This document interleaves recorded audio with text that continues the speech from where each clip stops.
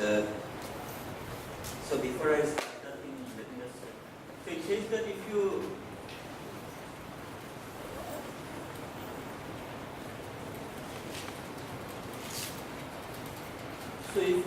y is the sum of some random variables. So actually, yeah, let's assume that they are ideally random variables, but this also holds if they are correlated random variables, but correlation decays faster than some of this, let's say. So correlation decays sufficiently fast. So then this y goes like n, right? The mean goes like n. So it says that if you scale it, so therefore T of y, the statement of large says that it goes like exponential of minus n some function phi y by n, and this is true in fact for all kind of random variables. So the exact, it's not only true, it's not that it's only true for random walk, so it's true for other random variables also. So the function I derive is for the random walk, but you can derive it for other random variables also. So that's, I just wanted to make it clear. So the function I derive it is for the random walk, but for example you can just take I don't know, e to the power minus mod x by 2 or something like that. So that is, you are saying the random walk is same, but the probability distribution of the so it says that so if you take a different distribution of x, so random walk was two delta functions, right? Yeah, x equal to plus minus 1, and for that so did you derive this one actually? Did you do the calculation? You got the answer, right? Yeah. So for a random walk case, it has some specific form, 1 plus z log 1 plus z plus 1 minus z log 1 minus z. So if you have a different distribution, you will get a different form. And only universal is that phi of z goes like some az square as z goes to 0.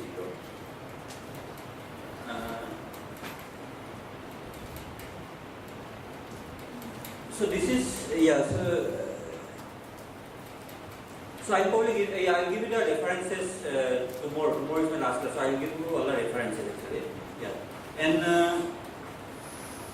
so if you look at it in the same thing, actually, if you look at it in the mathematics literature, so you will find it in a slightly different form. So there you will find it that, okay, probability of, because they don't like this writing P of y. Either you write Py, dy, or you write it into the probability. So they define it in terms of cumulative probabilities. So probability that let's say 1 by n sum over I equal to 1 to n xi. So this is the mean, right? So probability that mean is less than some value z. So this goes like e to the power of minus n 5. So if you look at the mathematics literature, you will find it like that. So now, yeah, so what is this object? So this object is just the derivative of this object, right? So there is a factor of whatever 1 by n or something, but I am just neglecting all the prefactors because if I just put it there, it will be like log n corrections. So that's the difference I am telling you. So I am just interested in the leading order term. So in the leading order, both definitions are same. But you will find, I mean, if you look at it in the mathematics literature, you will find this definition actually, in terms of cumulative probabilities. Right? So there is a factor of, if you just, so this object is just derivative of this object. So there is a prefactor here. So I am neglecting all the prefactors in fact. And both the definitions are useful actually because, I mean, depending on the problem, sometimes it's easier to compute this one, and for some problems it's easier to compute the other one actually. So that's all. So you can't have a scaling of, let's say, a function y by n to the alpha, where alpha. So now, so these cases, so what he is saying that why there is not an alpha here, right? Yeah. So in these cases, like these problems like mean typically goes like n, right? So the scale is determined by this object actually. How does this object behave? So actually there are some problems, not let's say sum of random variable, but you can have the similar scale. You can write the similar scaling for some other problem. So there this power can be different actually. So, but then what is the universality of the theorem? I mean, I don't get it. So, So this problem, if I say for this specific kind of problem, if you have a sum of random variables, so there always you will have this kind of scaling. always. Always. Alpha will be 1. Alpha will be 1, always in the sense, even if their correlation and let's say correlation decays sufficiently fast. So I didn't tell you sufficiently fast, but okay. I mean faster than something else. For some of random variables or from independent distributions. Yeah. They don't have to be identical. They don't have to be identical and even they don't have to be independent because Oh yeah, this is sometimes actually so this is actually, there are lots of things going on here nowadays because there are nowadays this problem, okay, suppose you have this,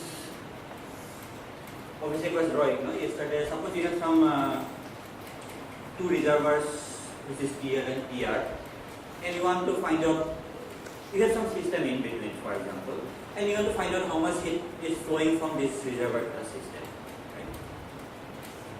Over some time t. So this is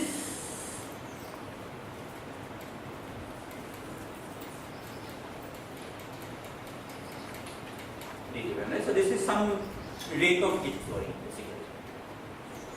Let me just write it. Q of small. Now in this system these are not, so instead of sum I have an integral basically, right? On the difference is here I have a sum and here I have an integral. But these Qi's are not independent random variables. So this, if you just calculate, for example, Q of t prime, so it will have some correlation, t prime. And in the stationary state, it will be just the difference of the t minus t prime. And this is a random variable because you have some system and then it is flowing from this side to the other side. So people are interested, what is the distribution of Q, for example? What is the distribution of Q? What is the light here, right?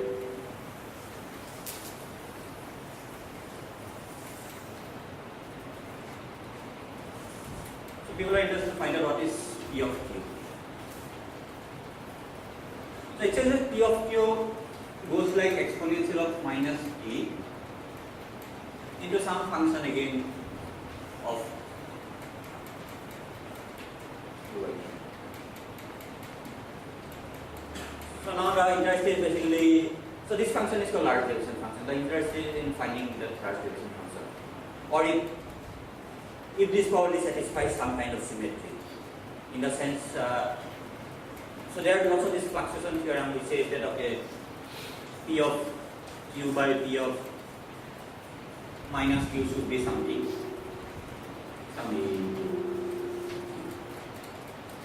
I'm just writing down, but.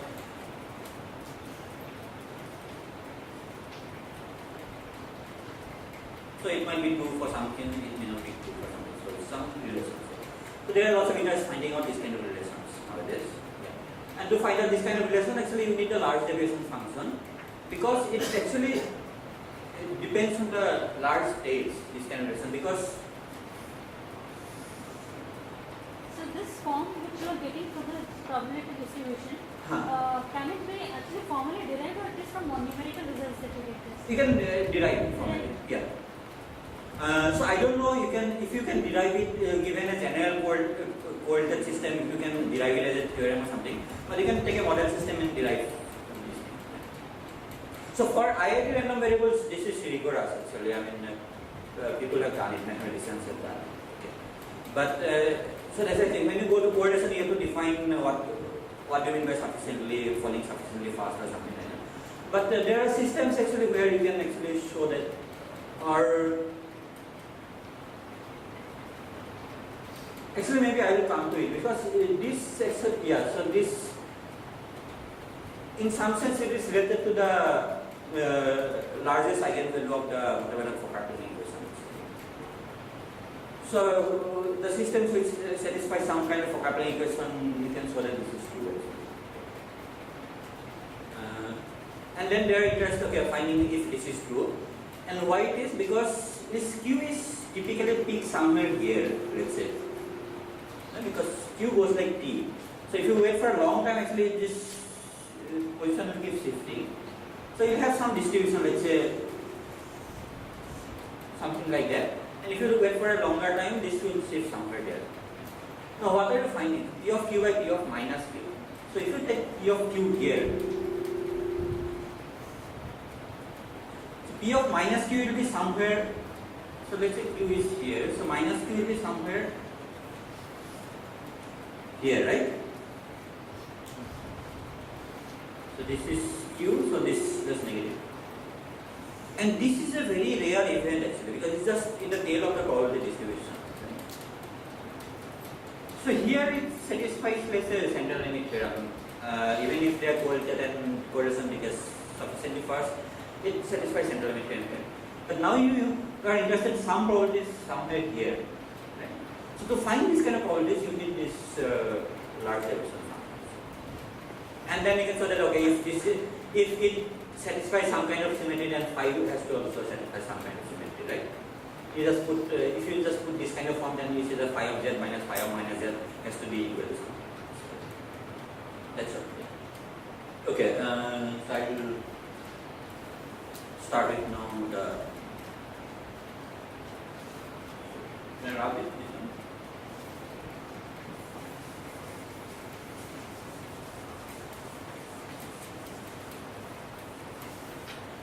In fact, I mean, yeah, he physicists use this kind of thing all the time actually. It's just nothing but scaling actually. So we use it all the time actually.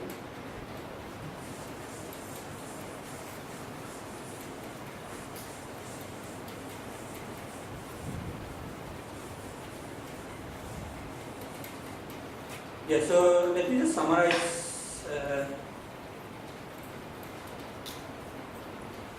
What I did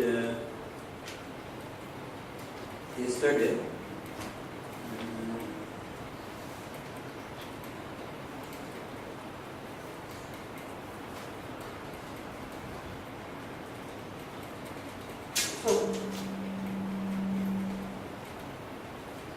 So what I said is that this propagator xt at 0, 0. So this you can write it as x to the power minus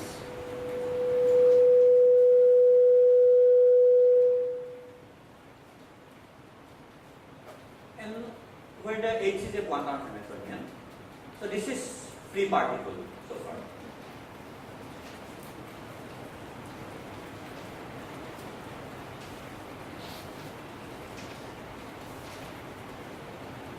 So this is a quantum Hamiltonian, and for the case just a free particle propagator, this was just minus h square by 2m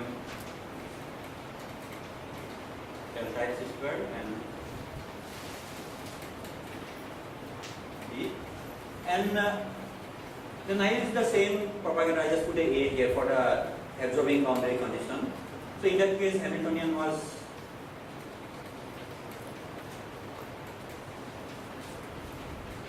there is some potential Vx where V of x is 0 for x greater than 0 and infinity. And then we derive all these first spaces time probabilities, probabilities, etc. So did you finish the calculation? Did you do all the calculations? One was that solution of the Fokker-Planck equation with the absorbing boundary conditions, right? One is that, and then calculating the first spaces time probability by taking the derivative with respect to x or something. Did you do it? Okay. You should do it actually, because otherwise you'll just go back and forget it after a few days. I mean, there's no point then. And unless you do some calculation yourself, I mean, you might think that okay, this seems very, after 1 week you just forget it. So today let me just did I do anything else yesterday? So I guess this is the main, so then also I derived the backward Fokker-Planck equation for this probability S. So I just want to, so third thing I did is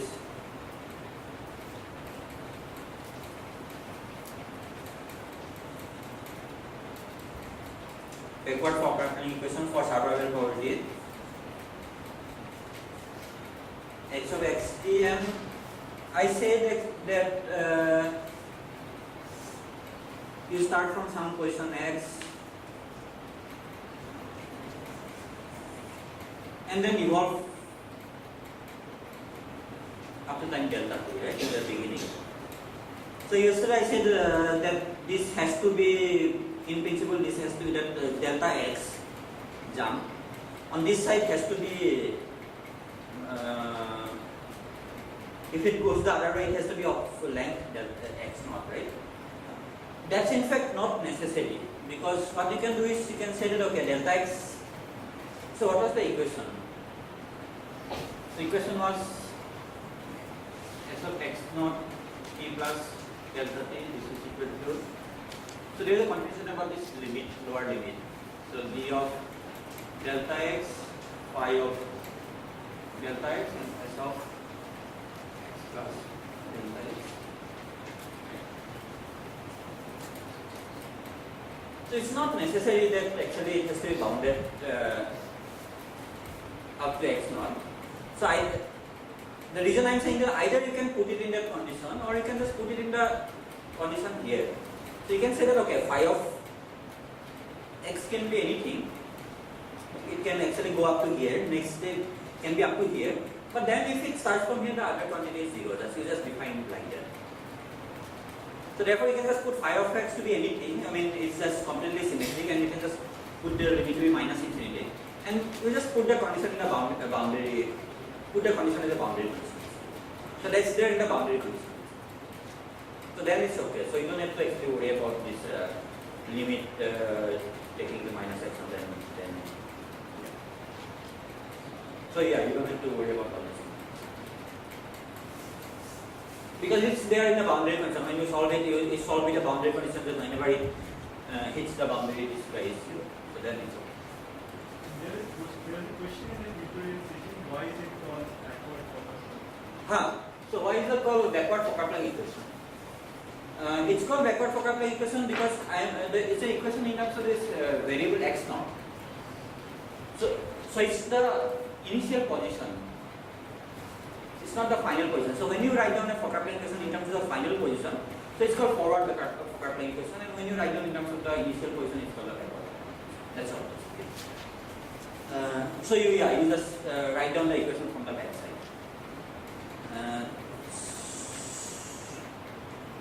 So today I am going to do is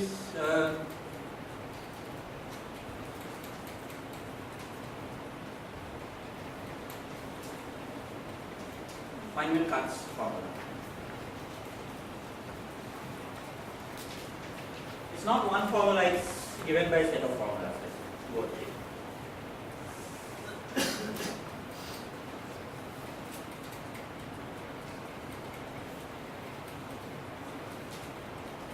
So it says that if I have a functional of a Brownian motion, so what do we mean by functional?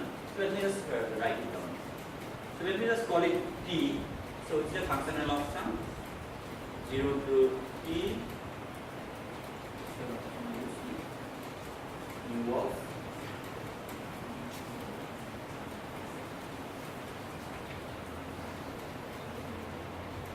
so if I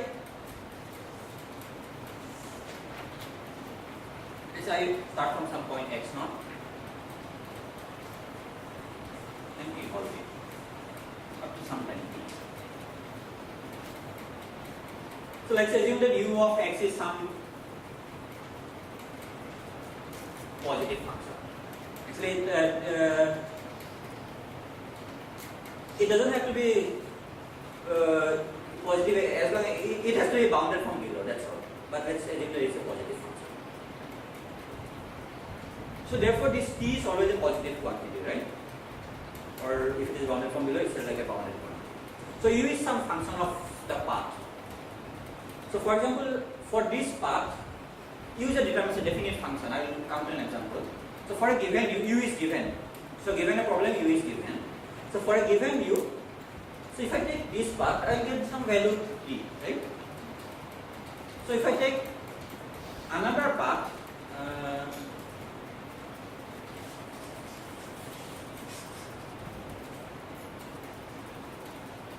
so I will get some other value t.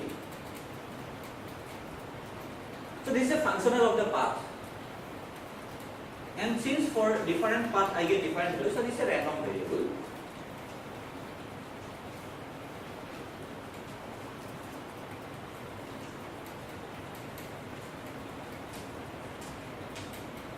And since it's a random variable, so you can ask what is the probability distribution of this variable. Right? What is u again? U So u is some function of the path. of the path. So u of x. U of x is, it can be just any function you can think of. No, my question is whether you can have different values at different x's. That way. So u of x is, let me just give you a, maybe u of x is equal to e to the power minus x. This is a function of x. Right?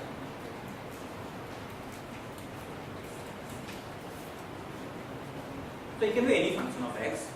Now, x is a function of the path, right? So if I take one path, so for I evaluate from 0 to t, so here x is something, here x is something, here x is something. So at this time it has two different x's, right? Two different curves. So therefore if I calculate this integral, so this integral over the time, right? So I will get two different values. Is it okay?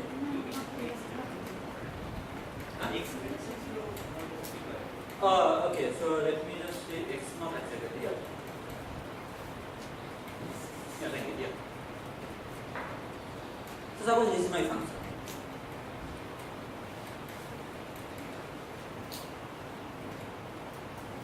Actually, I can take up the X is again a function of t and you are evaluating the integral over t.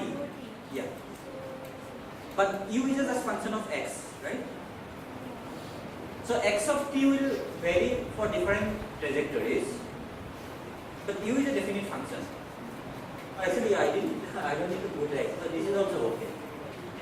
This is also okay. So anything is okay. So yeah. So as long as I am just assuming that u is some positive function. Yeah, that diverges for negative u, but yeah. Well, I'm saying in principle, yeah, anything is okay. So I'll come to a definite example, but or maybe just let me just give you the example itself. Start with the example. So one example is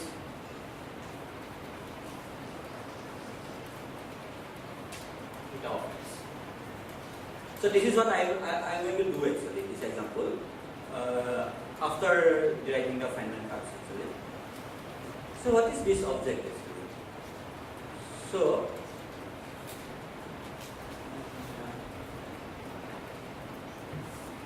this is x of t versus t, and let me just put t. So this is theta of x, right? Theta of x.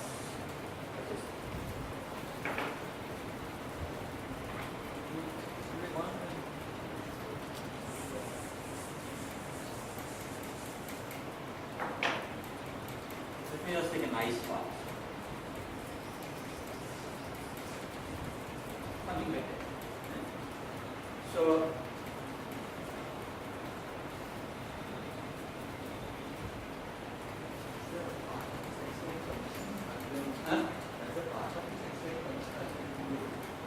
no, it doesn't have to. It's just a Brownian path. It's just this path is generated by dx dt equal to theta of t. The same Brownian path. So it doesn't have to. So it's just the functional of the Brownian path. So it doesn't have to satisfy any function. So then, what is this object? So this object is So this is 1 up to this, then this is 0 up to this, then this is 1 up to this. I just suppose I am measuring up to sign. And what is capital T? Capital T is just integral over this one, 0 to T, theta of theta. So it's just the sum of these times, right? So let me take another part, which let's say goes like something like that. Not visible.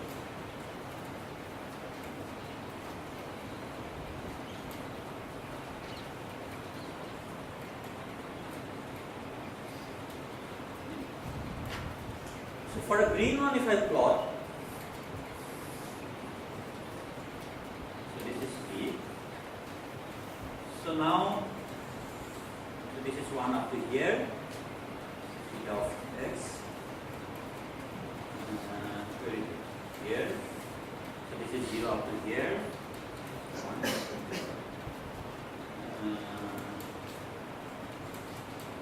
This is here.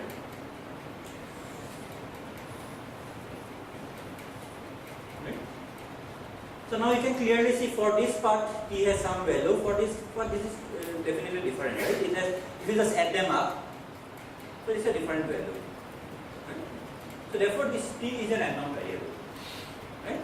So in that sense, so if you take one part, it has one value. If you take another part, it has some other value. Unique values. Huh? Unique values for unique part. Unique values for unique part, right? Yeah, because this function U is a unique function, so it is a single valued function.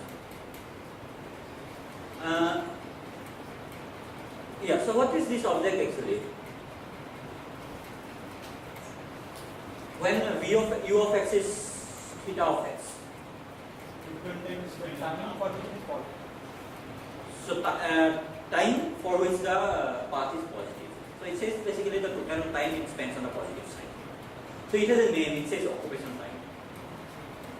So I'll come to you. Or come to you.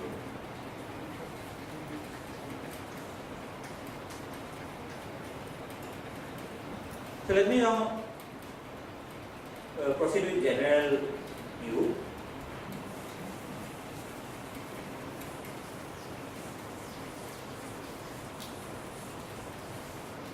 So when you have a positive variable and you want to find the distribution of it, so what do you usually do? I mean, okay, you can take Fourier transform, but you can also take Laplace transform, right? It's easier thing. So you take a Laplace transform. So let's take a Laplace transform of it, and yeah. So let me define Q of x0t. So this is just the Laplace transform of this object. So you are interested in finding P of x given x0 and t, right? So given the initial position and given the time interval t, you are interested in finding the distribution of this object. So let me just consider the Laplace transform of this object. This is what? 0 to infinity. T is a positive random variable. So e to the power minus st P of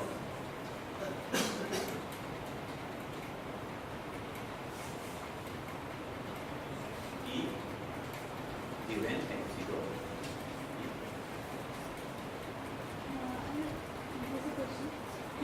For Gaussian-like distributions, general methods use Fourier transforms, while for larger divisions, usually I have seen that they use Laplace transforms. Is there any reason why? I use Laplace transform because this is a positive variable, and usually when it is a positive variable bounded by one side, you just use Laplace transform. Then this is a positive variable, right? So because if it is goes from minus infinity to plus infinity, then this integral is not doesn't converge. So it's just the limit goes from 0 to infinity. So it's easier in terms of Laplace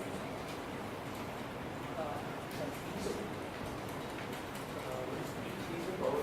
So P is the probability that probability distribution of D for a given time interval for given time. So you start from x0 and evolve up to time t. Okay? So you have different. So you have the same initial point. You have the same time interval, but final point can be anywhere. And you will have different t for different paths. So what is the description of t? That's all. Yeah. So this is in fact